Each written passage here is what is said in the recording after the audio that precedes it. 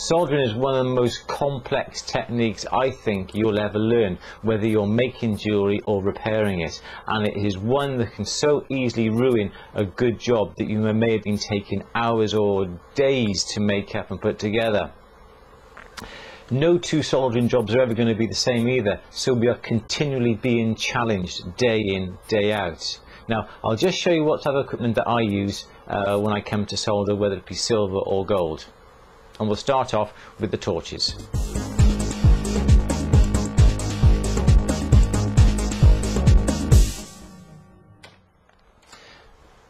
Now, there are two torches that I favour. One is a sievert torch, and that's just a single hose that goes for a propane tank. Or there's, I think this is a Smith's little torch, and that has a separate oxygen and propane hoses. The sievert torch that I used to use, I've used this for well over 20 years now. I think this kit costs about £80–90. You may have to buy this little pencil nozzle separately, I'm not quite sure though. You need this pencil nozzle. It is the smallest one they do, and it is the finest one. They also manufacture and supply larger nozzles like this one. It's a lot bigger. Now I use this for melting down or annealing large pieces, but for jewellery and fine work you're going to need one of these little pencil nozzles. I say it has a single hose that just goes to a propane tank. This is ideal for general jewellery making and repairing. I only use the small little Smith's torch like this because this actually produces a lot more heat, because you can regulate the amount of oxygen that comes through the nozzle and you can get a far hotter flame. Now this is ideal if you're working with platinum, where platinum soldering, whether you use platinum solder or you actually weld the joints, needs a far greater temperature. But I would recommend these sievert torches. You have to buy the propane tanks, but the refills will only cost you I don't know, £6 or £7 for 4.5 kilogram, and that's going to last you months and months and months. I have one tank in this workshop, and we continually light up at least 20–30 times a day, if not more than that. Lasts us at least 8 or 9 months. I would recommend this torch. You can get the smaller little all-in-one tank and the nozzle about 8–9 inches tall. Yeah, these are fine, these are okay, but you won't get the accuracy when it comes to soldering. The flame is a lot broader flame than the sievert torch. You don't have the control that you would do with a little separate torch like this one. They are good, don't get me wrong, but for specialised jewellery work, they're not good enough.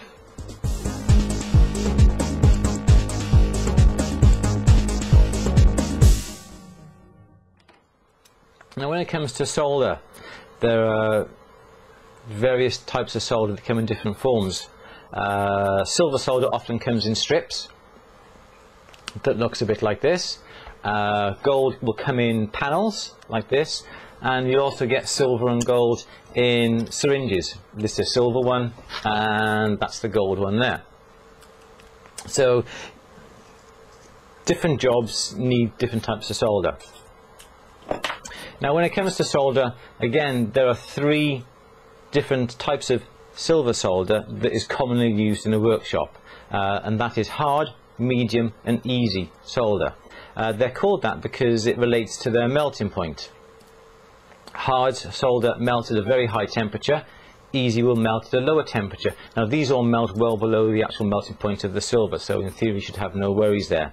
But the reason why they produce these different melting point solders, and again you can get that in the gold as well and in the syringe, but these are strip solders, excuse me. It is because if you're producing a piece with about 4 or 5 different solder joints that are all very close together, and especially on pieces of jewellery the items are small, the first solder joint you would use hard solder. The next solder joint along, if it's very close, you would use a medium solder, and so on down, because when you use the easy solder, perhaps on the last job, whether it be soldering on an earring post, you will not melt the rest of the solder joints, because in theory the heat of the flame will not heat up the other solder joints sufficiently to melt them. You'll only heat up and melt the easy solder.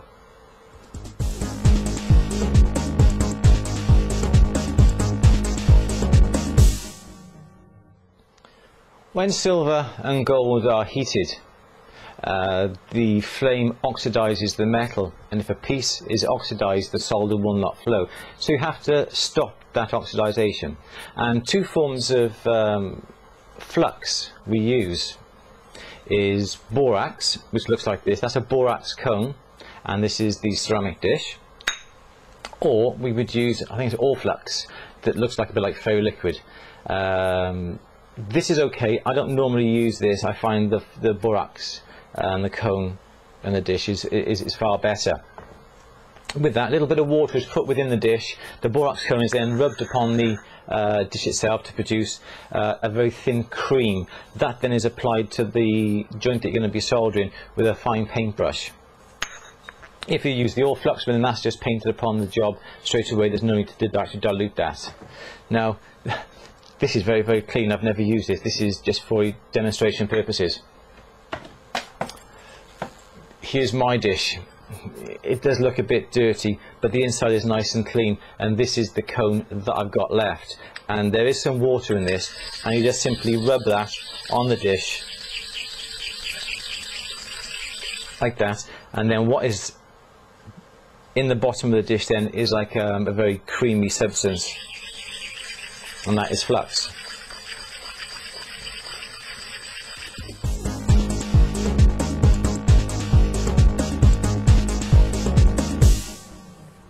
Now, it's important when it comes to putting together the job that you're going to be soldering.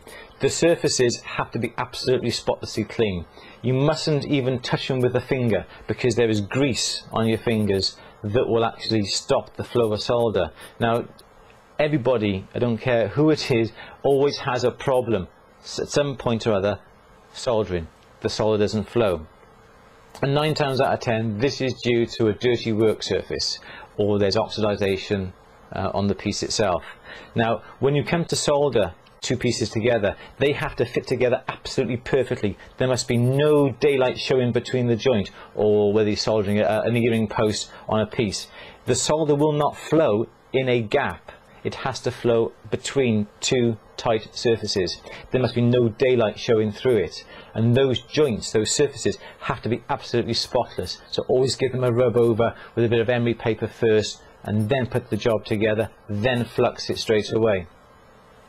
If there's any heat put onto the piece before the flux, there's a chance the piece will oxidize, and that then will stop the flow of solder. If there's dirt, if there's acid on the joint, if there's a fingerprint on the joint, or even if the flux is dirty, the solder will not flow, and there's always a reason why the solder will not flow. If the joint is perfectly smooth, but pay attention, spend 5-10 minutes getting the joints absolutely perfectly smooth and clean, and absolutely dust-free, grease-free. It is so, so important, and I cannot stress that enough. The major fault with soldering is not having a clean, tight joint.